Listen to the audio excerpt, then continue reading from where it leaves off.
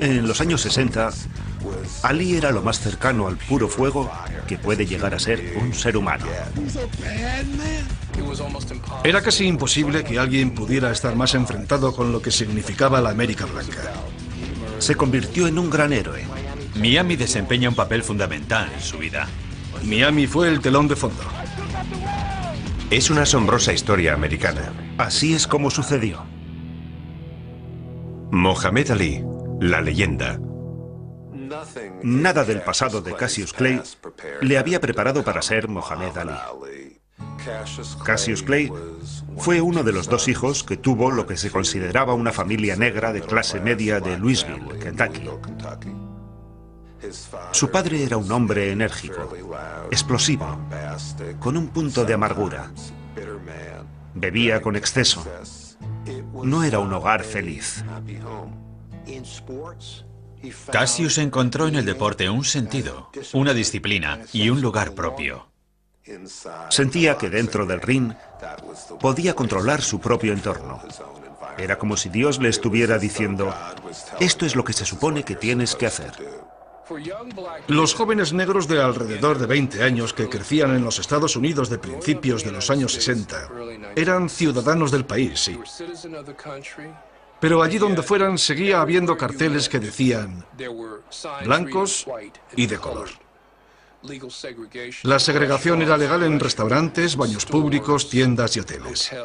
Recordatorios constantes de que eras un ciudadano de segunda clase. Cassius Clay participó en los Juegos Olímpicos de Roma. Ganó la medalla de oro y se sintió muy orgulloso de ser estadounidense.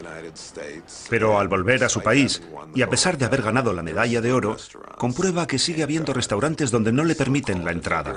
En algunos lugares le siguen llamando negro, y eso a él no le gusta. Luego firma con Louisville Sponsoring Group, un grupo de acaudalados hombres blancos de Kentucky, que contratan a un entrenador para él, Angelo Dundee. Me llamaron por teléfono. Me preguntaron cómo iba a trabajar con el chico. Les dije que muy despacio porque la transición del boxeo aficionado al profesional lleva su tiempo. Eso les gustó y volvieron a llamarme 20 minutos más tarde. El chico irá mañana. Quiere pelear. Es un chico muy joven, con los ojos bien abiertos y una sonrisa deslumbrante. Llega a Miami. Nunca había visto nada como Miami. Está con Angelo Dundee y su grupo. Jamás había visto nada como el gimnasio de la calle 5. Era una isla de democracia en medio de toda aquella segregación. El gimnasio de la calle 5. Menudo gimnasio. Había que subir un tramo de escaleras. Algunos boxeadores, cuando se enfadaban, daban puñetazos a las paredes.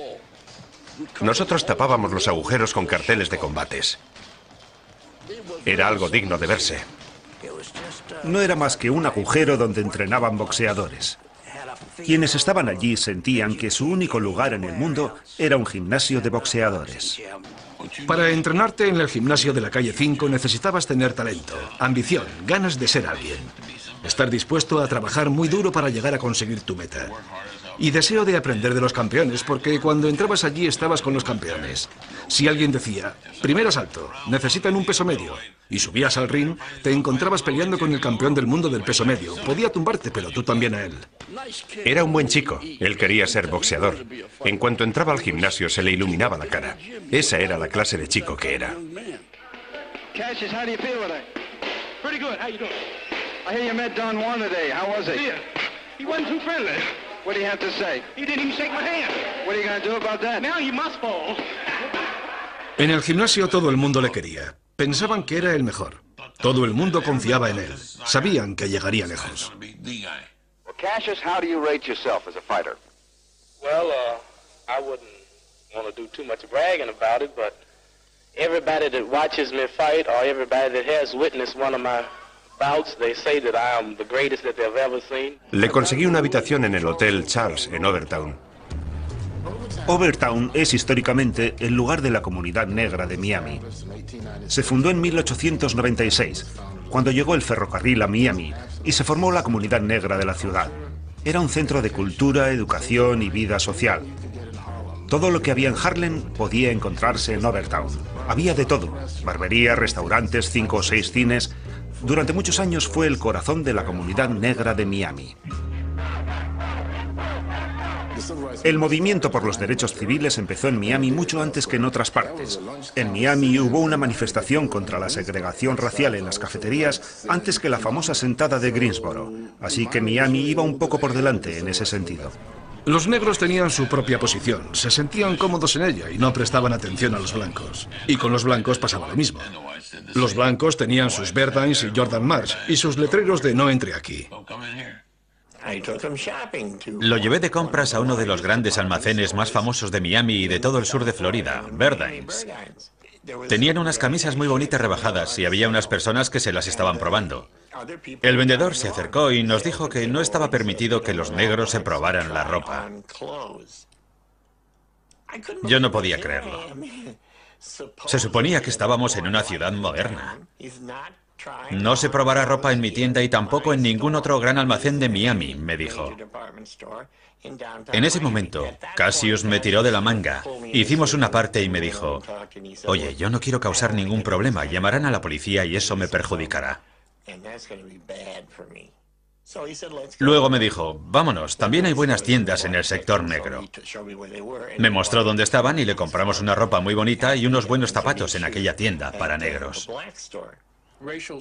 La segregación racial no era tan severa como en Atlanta o Nueva Orleans, pero sin embargo, existía. El chico no tenía coche. Muchas veces atravesábamos corriendo el paso elevado para ir a South Beach. Un día la poli le paró. Imagínense, un joven alto y delgado corriendo por la autopista. Les dijo, soy el boxeador de Angelo Dundee. Entonces la policía me llamó y yo confirmé sus palabras. Sí, es un gran boxeador. Angelo era el entrenador perfecto para Cassius Clay, porque permitió que Cassius fuera Cassius, dentro y fuera del ring. Angelo entendió perfectamente desde el principio que Cassius lo hacía todo mal desde un punto de vista técnico, aunque podía compensar sus defectos con su velocidad y sus reflejos. Well, I'm sure any heavyweight that follows me in the ring for 6 or 7 rounds, he's mine after that, if he's still standing. Al principio, los periodistas en sus 6 primeros combates pensaron que era demasiado torpe, por la forma en la que esquivaba los golpes, por cómo soltaba las manos, por cómo se movía. Pero yo les dije que tuvieran paciencia porque iba a mejorar. Lo que más le criticaban los periodistas deportivos veteranos era su estilo, tan poco ortodoxo. Se inclinaba hacia atrás para esquivar los golpes. Y todo el mundo sabe que si te inclinas hacia atrás, puedes perder el equilibrio y quedar a merced del contrincante. Se movía tanto que nunca podía armar los brazos. Solía moverse con tanta rapidez y estaba tan concentrado en todo el alboroto que se creaba a su alrededor que tardaba en demostrar que sabía golpear. Angelo intentó pulir el talento natural de Cassius Clay. Yo le hacía sentir que él lo había innovado todo, porque eso es lo que hay que hacer cuando tienes a una estrella. Yo estaba con él y le decía, haz esto, haz lo otro, y funcionó. Un día se bajó del ring y le dije, ese jab tuyo le está machacando el cuello. Le estás dando justo donde tienes que darle. Y estás doblando la rodilla perfectamente. Y al día siguiente lo hacía. Este era jab, bip, bip, bip. Lo lanzaba así. No sabía lanzar un jab así. Lo soltaba. Lo llamaba el lengüetazo de la serpiente. Bip, bip. Y se movía. Y de pronto se quedaba quieto y sacaba la derecha. Combinaba esa velocidad con la pegada de un peso pesado. Y creó una nueva forma de boxear. Jamás habíamos visto un peso pesado como él. Y no hemos vuelto a verlo. Los primeros combates fueron tan fáciles que parecían exhibiciones. Bip, bip, bip. Se acabó. Incluso derrotó a Archie Moore, que era un boxeador muy inteligente y difícil de derrotar. Lo noqueó. But Archie Moore is going around popping off saying he's inventing a lip buttoner for me. See, I've earned a reputation as the Louisville Lip. Well, since he's going to invent a punch called the lip buttoner, and I'm the one who usually does the popping off, but he's starting, so I cut this from 8 rounds to 4 rounds.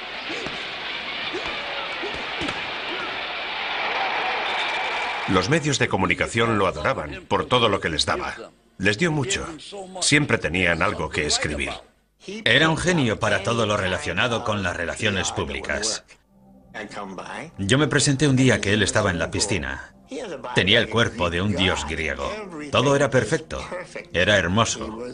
Se puso de pie bajo el agua y adoptó la pose de boxeador. Perfecta.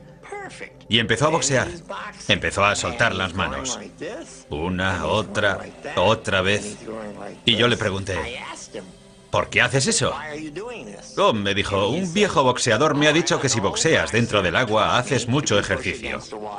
Más tarde se le dibujó en el rostro esa sonrisa pícara que tenía y me guiñó el ojo.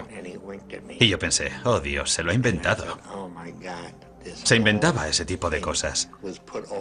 Se le ocurría una idea y la llevaba a la práctica.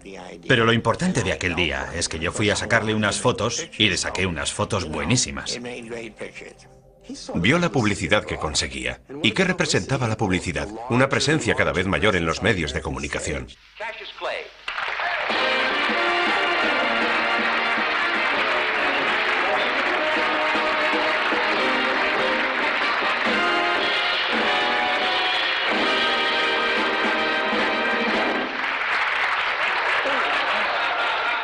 Era perfecto para la televisión, un provocador nato, justo lo que quería la televisión. Well, you recite something and I'll make up the music to it. For a change, do the one about you.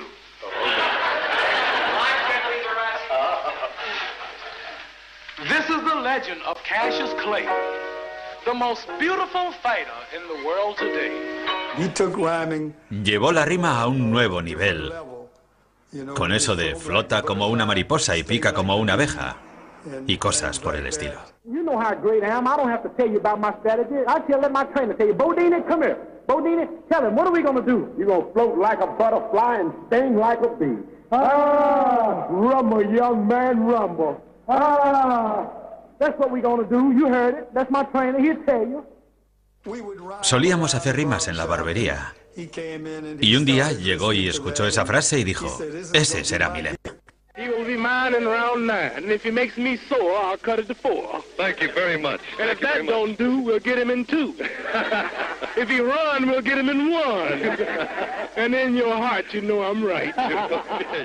Empezó a ser más hablador cuando conoció a Georgius George en Las Vegas.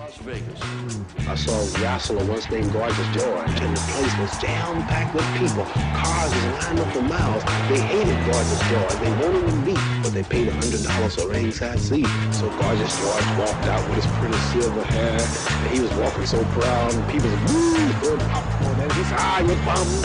Oh, he was hollering at the fans. Oh, I don't care nothing about you. Georgius George decía, no puedo perder. Si pierdo, me cortaré mis preciosos rizos rubios en el ring.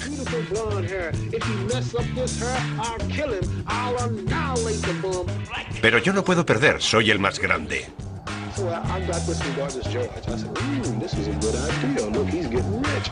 So I started talking. I am the greatest. I cannot be beat. I'm too pretty to be a fighter. What he's doing is Lo que hace es tomar la cultura americana, las tendencias que están de moda en esos años, e inventar algo llamado Cassius Clay, el más grande.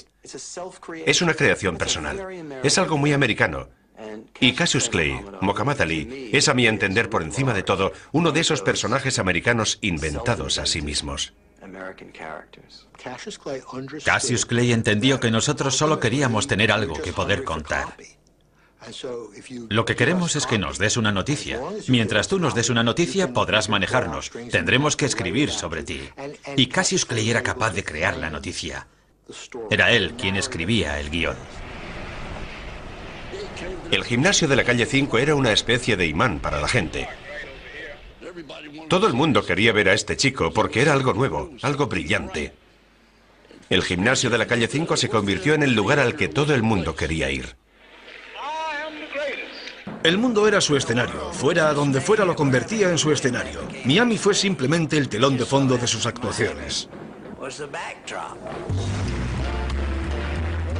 Todo el mundo quería venir a Florida. La gente venía de Nueva York y de California para disfrutar del sol y de la diversión. A los comentaristas y periodistas deportivos, a los grandes columnistas, a la gente de la radio y la televisión, les encantaba ir a Miami y quedarse en Miami Beach. Venía mucha gente del norte. El show de Jackie Gleason, televisado para todo el país, se grababa en Miami Beach. Una noche trajo a Jackie Gleason y a Burt Lancaster. Me pasaría el día nombrando a todas las estrellas que vinieron. Cuando esas grandes estrellas terminaban su trabajo en Miami Beach, a la 1 o las 2 de la madrugada, iban a Overtown. Entraban en el Harlem Square Club o en cualquier otro club y tocaban hasta el amanecer, prácticamente gratis. En esos lugares había mucha gente. No pasaron ni 2 segundos antes de que la gente del gueto dijera: dejadle en paz, será el campeón del mundo de los pesos pesados. No le ofrezcáis chicas, no le ofrezcáis alcohol, no le invitéis a una copa, no le ofrezcáis marihuana, él no fuma. El chico vivía en Overtown, donde pudo haberse dado al juego y a todo lo demás, pero se abstuvo. Al principio de su carrera hubo mucha gente que pensaba que era gay. Por amor de Dios. Había un montón de chicas a su alrededor, pero lo suyo era centrarse, no hacía tonterías. El boxeo era un imán para las emociones y la identidad racial. La gente pensaba, este es uno de los nuestros, y se identificaba estrechamente con los boxeadores. Era un ídolo. A cada paso que daba, era seguido por un montón de niños. Siempre tenía tiempo para los niños. Había noches en las que proyectaba películas para la comunidad, generalmente combates de Cassius Clay y Muhammad Ali, al aire libre, en el césped, en uno de esos proyectores antiguos. Sacaba unas sillas de tijera y los niños se sentaban en la hierba. 20 o 30 personas de la comunidad, la mayoría niños, se reunían a ver películas de combates las noches de los viernes o sábados. Era algo muy especial.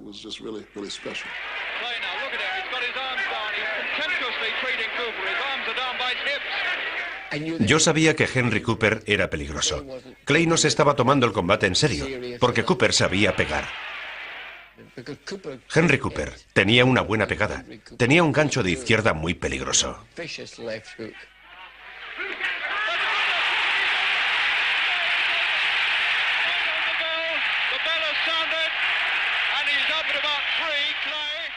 Le alcanzó y le tumbó.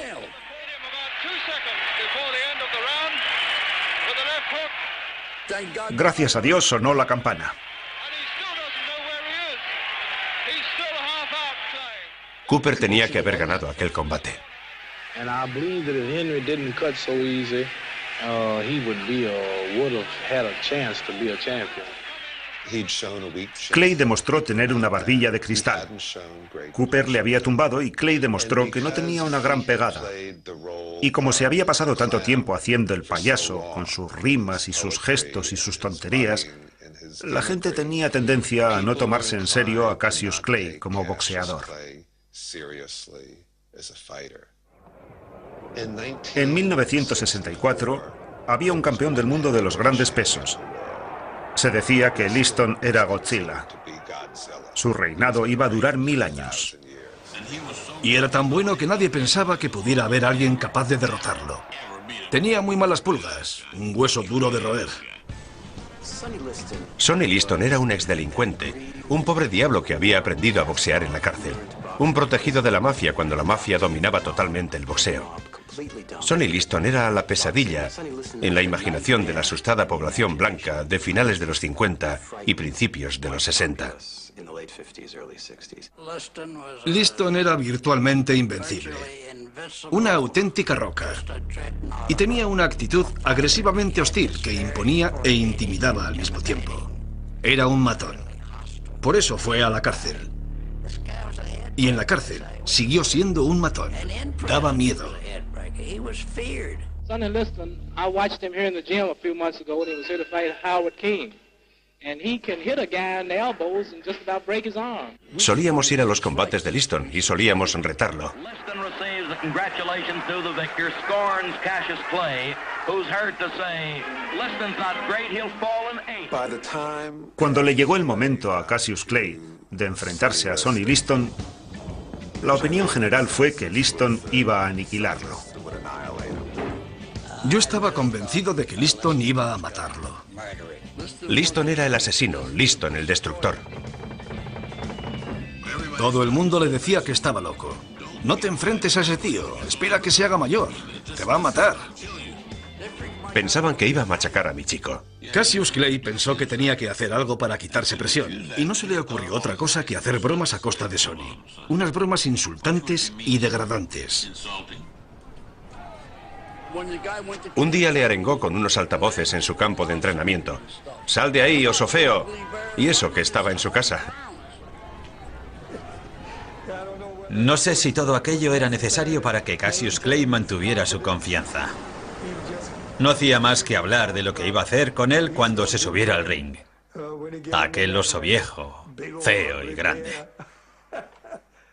Y creo que Liston pensaba que aquel tío que hablaba tanto no estaba bien de la cabeza. Sonny no lo entendía. Dijo, ¿qué le pasa a ese chico? Todo el mundo debería tenerme miedo. Yo podría matar a cualquiera. Si le pillara en un callejón, le mandaría a casa en una caja.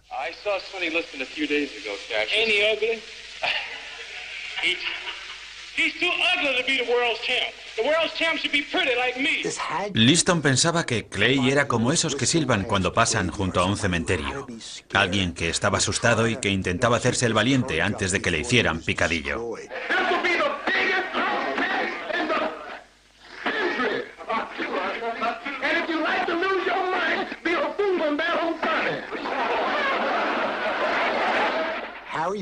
Harry Benson, el gran fotógrafo, había preparado una sesión fotográfica de los Beatles con Cassius Clay. Pero los Beatles dijeron que no querían posar con él. John Lennon dijo, no conozco a ese tío. Es un bocazas y va a perder. Trae al otro, al que va a ganarle. Trae a Sonny Liston. Queremos estar con el campeón. Y de pronto se abren las puertas del vestuario. Es Cassius Clay. Hola, Beatles. Y luego salieron con él, como si fuera una excursión del colegio. Le siguieron hasta el gimnasio. Los puso en fila. Le pegó al primero y cayeron todos como fichas de dominó. Siempre habían sido divertidos, eran unos tíos divertidos. Pero él era mejor que ellos, era más divertido. En los años 60 aún no se había desarrollado el concepto de publicidad, ni había estallado el fenómeno de la música pop. Fue un periodo de cambios casi revolucionarios en la vida norteamericana, en su conciencia y en las relaciones entre la gente y las razas. En abril y mayo de 1963 se dio la movilización urbana más importante en la lucha contra la segregación en el sur, y tuvo lugar en Birmingham. Encarcelaron a King y a miles de personas más. En septiembre de 1963 se cometió el atentado contra la iglesia baptista de la calle 16. Asesinaron a 4 niñas negras. El mes anterior se había celebrado la marcha a Washington de 250.000 estadounidenses negros y blancos para presionar a la administración de Kennedy para que el Congreso adoptara la legislación de los derechos civiles.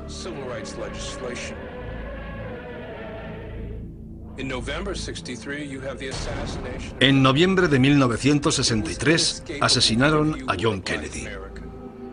Era imposible que un ciudadano negro de este país que viviera en esos años no se sintiera profundamente conmovido por todos esos acontecimientos. El combate entre Sonny Liston y Cassius Clay se celebró en ese contexto. Si Cassius Clay hubiera continuado interpretando su papel de bufón guapo y bravucón, se habría convertido en el niño mimado de la prensa deportiva.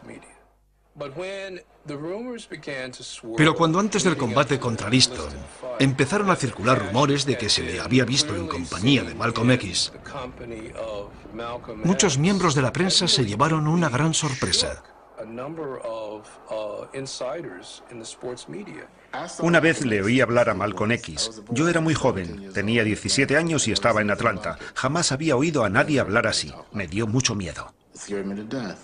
We declare our right on this earth to be a man, to be a human being, to be respected as a human being, to be given the rights of a human being in this society, on this earth, in this day, which we intend to bring into existence by any means necessary. Cuando Malcolm X conoció a Cassius Clay, quedó encantado con él y lo trató como si fuera su hermano pequeño. Y el aprecio fue mutuo. En Estados Unidos, los musulmanes eran una especie de fuerza poderosa y misteriosa que iba a movilizar a todos los negros y convertirlos en una fuerza que se negaría a alistarse en el ejército y que desafiaría a la autoridad establecida. Y tenían un líder muy carismático, Malcolm X. Aunque naturalmente él no era su líder era Elijah Muhammad.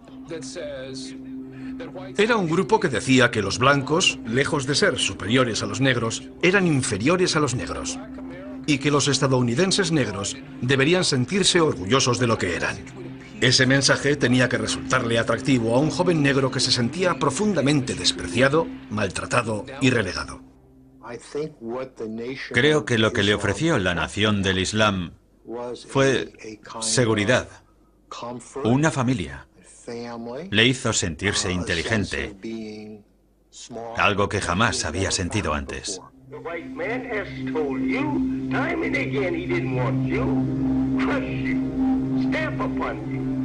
El tema religioso se le derritió en las manos. Le dijeron justo lo que quería oír. Consiguieron que ingresara en su organización y se llevaron una perla. Hasta ese momento los musulmanes negros estaban muy desacreditados. Era gente que iba a la cárcel, salía de la cárcel y continuaba con su carrera criminal, solo que ahora bajo el amparo de la religión. Seguían siendo unos delincuentes, pero ahora eran musulmanes. Parecían limpios, agradables y decentes y vestían de traje, pero te abrían la cabeza si no les seguías el juego. Tenía que mantener en secreto su creciente interés por la nación del Islam. Los promotores se enteraron poco antes del combate y estuvieron muy cerca de suspenderlo.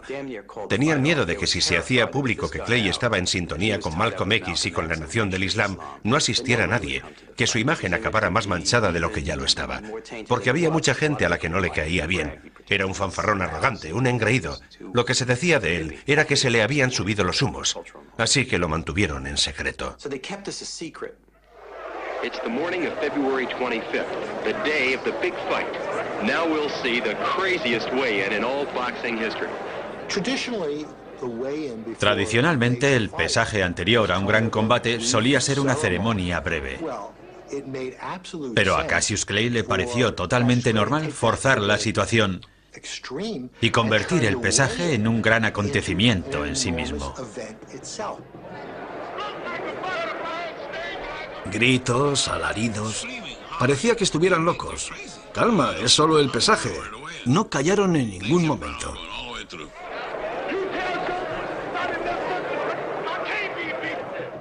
Liston pensó que Cassius Clay estaba loco. Y claro, en el patio de la cárcel eso era lo único que podía preocuparle. Tienes que evitar pelearte con un tío que esté loco. Y creo que eso le asustó.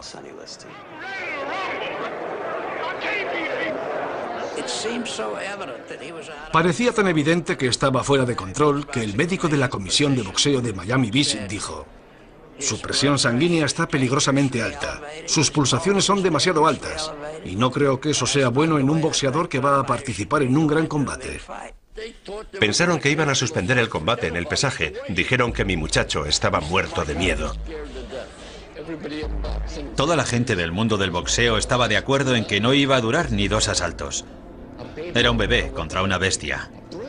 Existía la percepción, al menos eso era lo que se pensaba en mi casa y lo que pensaba yo, de que aquello tenía mala pinta, porque no parecía que Cassius Clay fuera capaz de derrotar a Sonny Liston.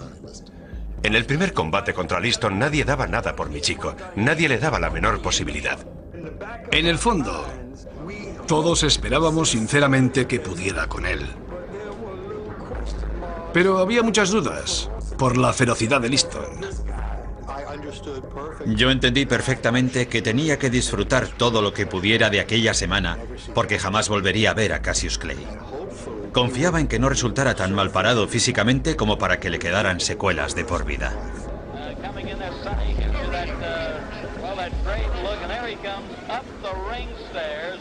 Cuando Liston hizo su aparición parecía un monstruo. Era como King Kong, un tío enorme. Era la primera vez que los veíamos juntos. Y la sorpresa fue generalizada. Cassius Clay era mucho más alto.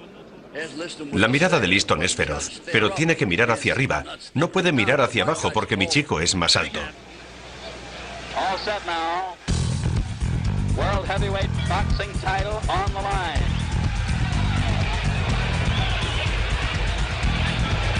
Cassius Clay on the move as we see, looking to get Sonny to run, carrying his left hand dangerously low. Suben juntos al ring y, desde el primer momento, Clay saca a relucir el arma más importante de su arsenal, su rapidez. Es demasiado rápido para Liston. Cassius, awkwardly fast. Good long left lead that might keep the champion a bit off balance. Entonces le alcanzó. Le soltó una derecha terrible. Una derecha preciosa, un gran golpe. Pensábamos que Liston le iba a hacer picadillo. Y aquello era increíble. En el primer asalto quedó demostrado que aquel chaval sabía boxear. Champion Joe Louis. Look at the guy yawning. Tell us what you think at the end of one. Clay, completely how Clay started listening in this round. I hope that Clay don't get too much confidence to do that. He gonna get knocked out. Fue como si a la gente se le abrieran los ojos de repente. Cielos, Cassius Clay sabe boxear y está controlando la situación. Aunque existía el convencimiento generalizado de que Liston tenía una bomba. Y de que en algún momento iba a acabar aquella parodia y le iba a dar duro de verdad. Y aquel sería el final de Cassius Clay. Liston no hacía más que lanzar ganchos de izquierda al aire. Liston no sabía lo fuerte que era el jab de mi chico. La cabeza de Liston se iba hacia atrás cuando le alcanzaba. Veías cómo retrocedía el cuello y eso es por el impacto del jab. Su jab le hizo mucho daño. No nos confundamos con eso. Un jab es un golpe en la cara. Un jab duele. Un jab te puede romper la nariz. Puede causarte un corte en la ceja. Para hacerlo aún más efectivo, en el momento del impacto giraba la muñeca para causarle cortes más profundos en la cara.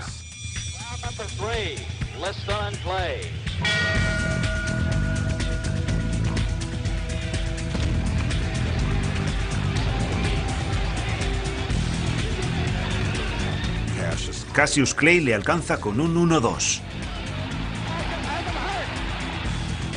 Y de pronto, los pómulos de Liston empiezan a hincharse.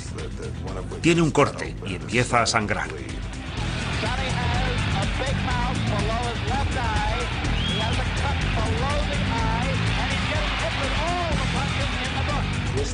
Liston estaba sangrando. Era asombroso. Pero ese fue el mejor asalto de Liston. Se echó hacia adelante y empezó a acorralar a mi chico.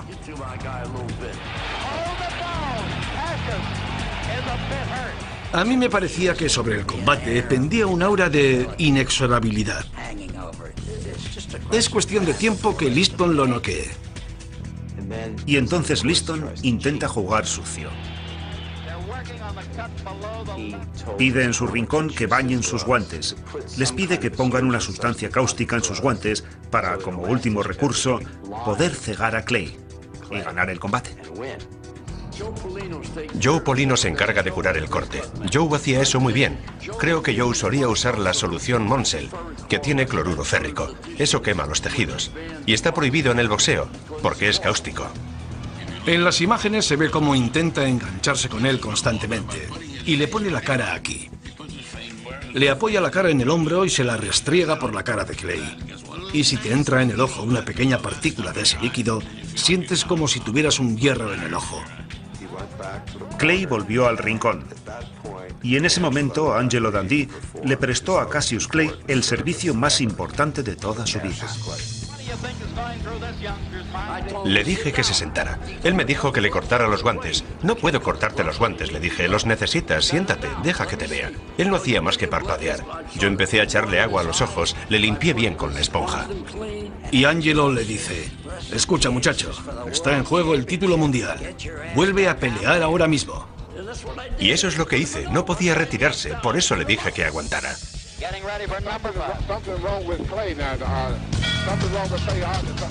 No podía ver.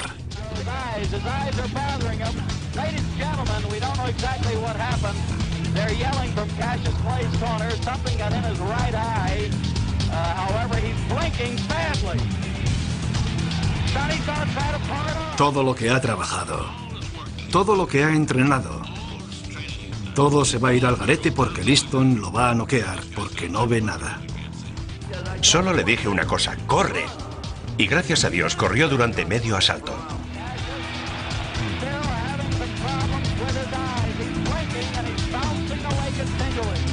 Si hubiese estado cualquier otro en su rincón, habría tirado la toalla. Ningún otro lo habría mandado a pelear medio ciego. Angelo era el único que tenía tanta fe en él como para curarlo y obligarlo a seguir peleando. Porque para obligar a un boxeador que está medio ciego a pelear contra uno de los mejores boxeadores del mundo, hay que tener muchos arrestos o ser un estúpido. Y Liston empieza a cansarse por culpa de todos los golpes que está fallando. Cuando esos tíos tan pesados fallan un golpe, pierden mucha energía. Y mi chico ya está empezando a recuperarse. Está empezando a ver lo que pasa. Ya puede cubrirse la cabeza con la mano. Está recuperando la visión. En ese asalto en el que no podía ver, le planteó muchas dificultades a Sonny Liston con su forma de boxear, su velocidad, su jab, su valentía y su capacidad para encajar los golpes. Liston estaba completamente desanimado porque no pudo acabar con él cuando mi chico no podía ver. Y cuando empezó el siguiente asalto, mi chico le lanzó una serie de golpes y de pronto Liston dejó de sacar las manos.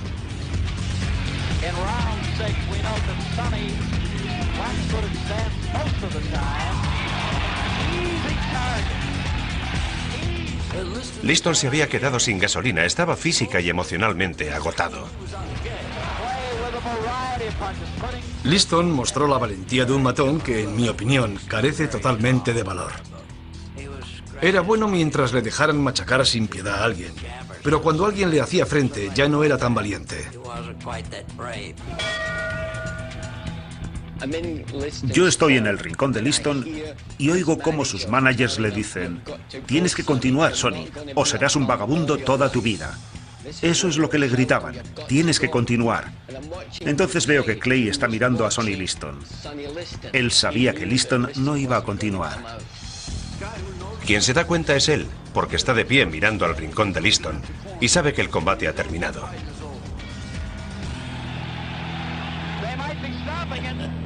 El combate ha terminado. Fue una auténtica sorpresa. Yo diría que para el 99% de los aficionados al boxeo. Y naturalmente Cassius Clay empezó a dar vueltas por el ring, gritándole a la prensa: «Comeos vuestras palabras». Clay se dirige hacia los periodistas que estamos en las localidades de la prensa. Os lo dije, intenté decíroslo y no me escuchasteis. ¿No os lo creéis ahora? ¿No os lo creéis ahora? Estaba como loco.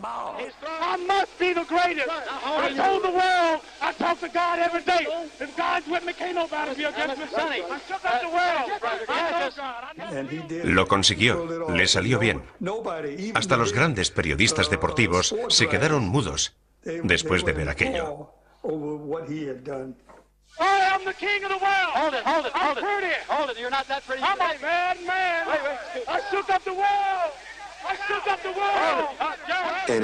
Fue una actuación brillante de un joven que esa noche se ganó su prestigio como boxeador profesional.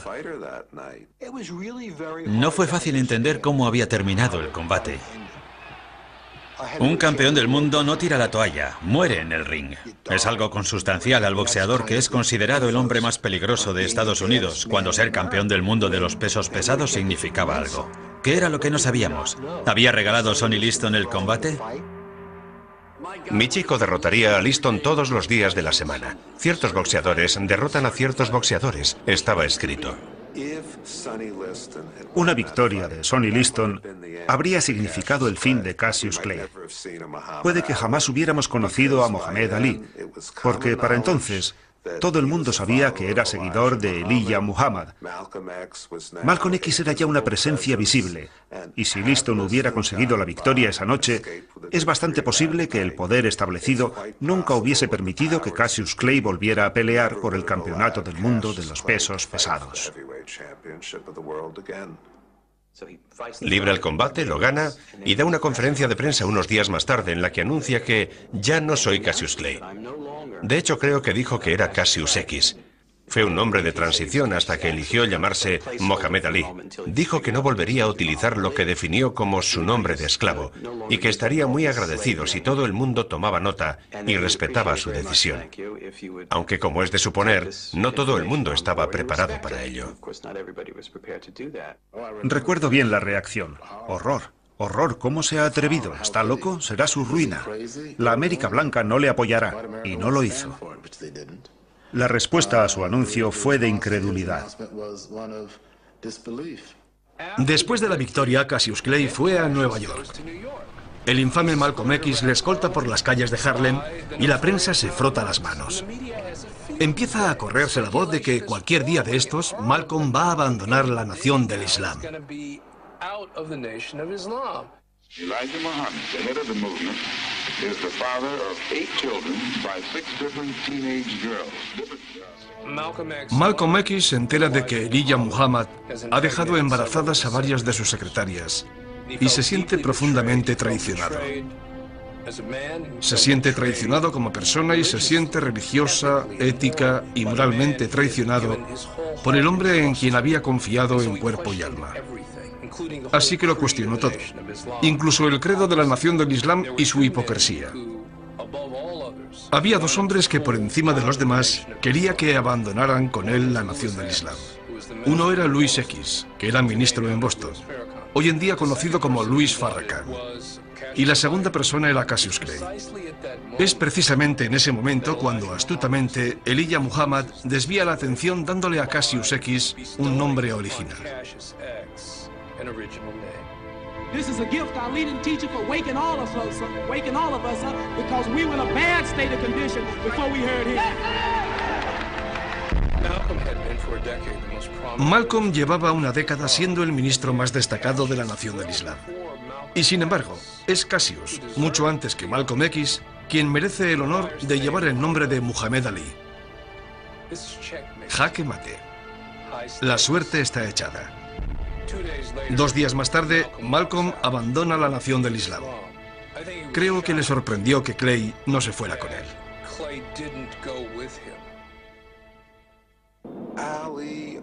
Con el paso del tiempo, Ali empezó a entender que era grande, que era importante, que su persona causaba un impacto en la gente. La primera vez que se sintió verdaderamente grande fue cuando viajó a África después de ganar el título de campeón del mundo de los grandes pesos. Descubrió que allá donde fuera, la gente se agolpaba en las carreteras a su paso. La gente salía de la selva para verle. Y por primera vez, descubrió que su fama no se limitaba a Louisville, Miami Beach o Estados Unidos. Él representaba algo, no estaba seguro qué, pero sabía que representaba algo para la gente fuera de su país. Al primero que se le ocurrió y el primero que planteó la idea de que Muhammad Ali viajara a África fue a Malcolm X. Así que a Malcolm debió de dolerle muchísimo estar fuera del Hotel Ambassador de Accra, encontrarse con Muhammad Ali y que éste no le hiciera caso. Cuando hacía apenas unos meses, ambos se habían abrazado como hermanos. Malcolm se siente vulnerable y solo. Lo asesinaron el 21 de febrero de 1965. Malcolm X, anybody else who attacks or talks about attacking Elijah Muhammad will die.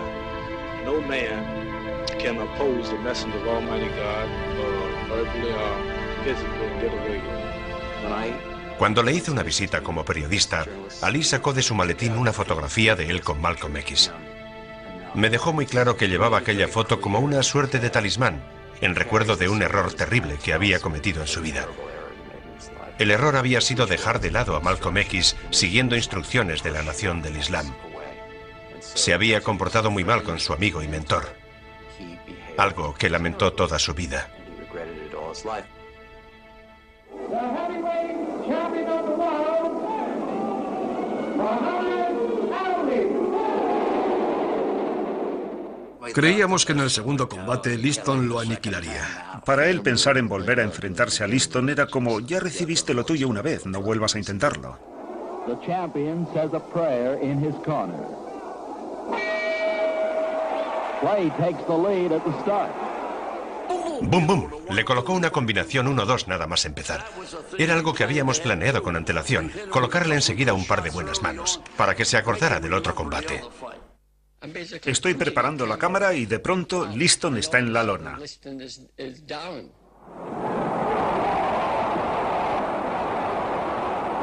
No vi ni un puñetazo. La mano que le alcanzó, créame, fue una mano perfecta. Una mano derecha en la cabeza. ¡Bum! Se derrumba. Liston no vio el golpe. Ese es el golpe que te tumba, el golpe que no ves. Todavía se sigue hablando de que Liston había regalado el primer combate. Y después del segundo había incluso más motivos para decir que lo había regalado. No creo que en aquel momento su actuación en aquellos 2 combates convenciera a nadie de que había derrotado a Liston y de que estaba en camino de convertirse, sin la menor duda, en el mejor peso pesado de todos los tiempos. Eso llegaría más tarde. Sonny Liston es la figura triste de esta historia. Siguió peleando para ganar todo el dinero que pudo, y lo hizo bien. Pero se convirtió en un títere en manos de la mafia en Las Vegas, hasta que dejaron de contar con él, porque dejó de hacerles ganar dinero. Y se convirtió en adicto a la droga. Y en 1970, su mujer lo encontró muerto en casa, con una jeringuilla de heroína colgándole del brazo. Llevaba varios días muerto. Una escena muy triste. He visto en compañía de Ali imágenes de la mayoría de sus combates. Y una vez, Mohamed se quedó pensativo y me dijo, ¿sabes? Me gustaría que Sonny Liston siguiera vivo. Es una lástima que muriera. Sería divertido hablar con él. 2 viejos boxeadores charlando juntos. Y yo le pregunté, ¿qué le dirías? Y Ali abrió los ojos y me dijo, tío, qué miedo dabas. En 1966, más de la mitad de los afroamericanos se oponían a la guerra de Vietnam. El número de negros que moría en Vietnam era desproporcionado. Yo había pensado hacer un reportaje sobre Ali mientras se preparaba para un combate. Ali había alquilado un bungalow de cemento en Miami y salió de allí encolerizado. Acababa de recibir una llamada de un reportero de Associated Press que quería conocer su reacción al hecho de que su oficina de reclutamiento de Louisville había cambiado su clasificación a 1A, lo que significaba que, teóricamente, podían reclutarlo. Ali estaba furioso y su primera reacción fue, ¿por qué a mí? Why me, the heavyweight champ of the world, and ranking me as 1A without testing me in no way? I just can't understand it, and I'm trying to figure it out. Why is this me? Le hicieron un montón de entrevistas. ¿Qué te parece lo que te han hecho? ¿Sabes dónde está Vietnam? Claro que sé dónde está Vietnam. Yo apenas sabía dónde estaba Vietnam. ¿Quién sabía dónde estaba Vietnam? Campeón, ¿qué te parece ir a Vietnam a matar a unos cuantos Vietcongs? Yo no tengo nada contra el Vietcong. Y entonces se produjo un silencio maravilloso en el que todo el mundo, excepto yo, comprendió que teníamos la frase. Teníamos el titular. Su reacción cayó como una bomba. Nada de lo que había hecho Ali hasta entonces podía compararse con su negativa a ir a Vietnam. Mucha gente de la comunidad negra se sentía confusa. No entendía por qué se ponía en aquella situación. Creían que había tomado un camino de autodestrucción. Cuando salió toda esa polémica, cuando se negó a ir a Vietnam, yo dije, escuchen, hay un motivo, el chico es sincero. Son sus principios, él es así, lo siente así, es honrado. Cassius Clay, or as he prefers to be called, Muhammad Ali, reports to an Army induction center in Houston, Texas. However, he says he will refuse on religious grounds to take the Army oath, an act that could cost him a $10,000 fine or a 5-year prison sentence or both. Cassius Clay left the induction center to the cheers of supporters chanting, "If he don't go, we don't go." De pronto ya no parecía de cobardes negarse a ir a la guerra de Vietnam. El superhombre, el campeón del mundo de los pesos pesados, el hombre más duro del planeta, también estaba en contra de la guerra. Why should me and other so-called Negroes go 10,000 miles away from home here in America to drop bombs and bullets on other innocent brown people who's never bothered us. And I will say directly, no, I will not go. Ali no quería ser un negro al que los blancos le envían a matar gente de piel marrón. Los negros siempre han admirado a otros negros que le plantan cara al gobierno. Ha habido muy pocos de nosotros que se hayan atrevido a hacerlo. Así que todo el que lo hace despierta una gran admiración. La reacción fue instantánea y devastadora. Porque las comisiones de boxeo tienen carácter estatal y municipal y dependen en gran medida de condicionantes políticos. Así que enseguida empezaron a sancionarle y a prohibirle pelear. Había cruzado el Rubicón.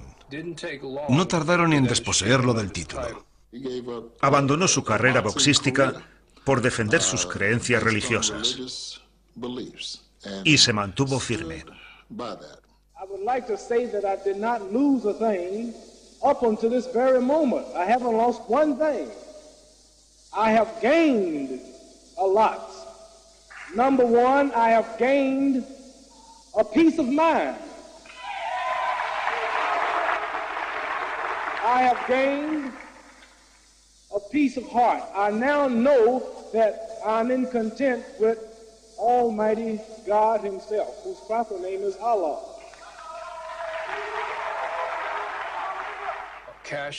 Cassius había dejado de existir.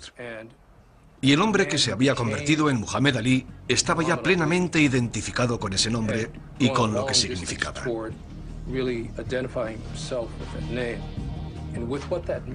Fue ese Ali el que trascendió al deporte y el que se convirtió en una figura histórica. La verdad es que Muhammad Ali no entendía lo importante que era. No sabía que gente como Nelson Mandela escuchaba sus combates por la radio en su celda de Sudáfrica.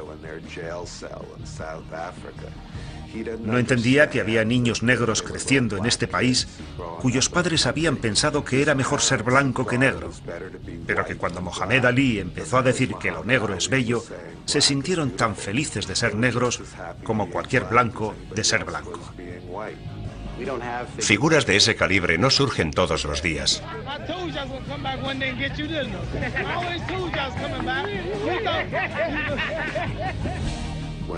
Cuando derrotó a George Foreman para recuperar el título de campeón del mundo de los pesos pesados, se sintió feliz. Fue un momento glorioso para él. Fue la victoria dentro de un ring que más significó para él. Pero una de las épocas más felices e intensas de su vida fue el periodo de Miami. Era joven, era guapo, era rápido. Nadie podía derrotarlo. Estaba en su mejor momento. Y ese es el Ali del que se enamoró mucha gente. Es divertido pensar que formaste parte de algo tan inusual en el deporte. Nadie ha hecho lo que hizo Ali en el boxeo. Nadie. Pienso que lo que creó es maravilloso. Y no solo en el mundo del boxeo, sino como ser humano. A la gente le motiva lo que hizo este muchacho. A mí no me sorprende, porque siempre supe que había mucha grandeza en aquel chico, más de la que podía ver la gente. Un gran ser humano, el rostro más reconocible del universo. Así de claro.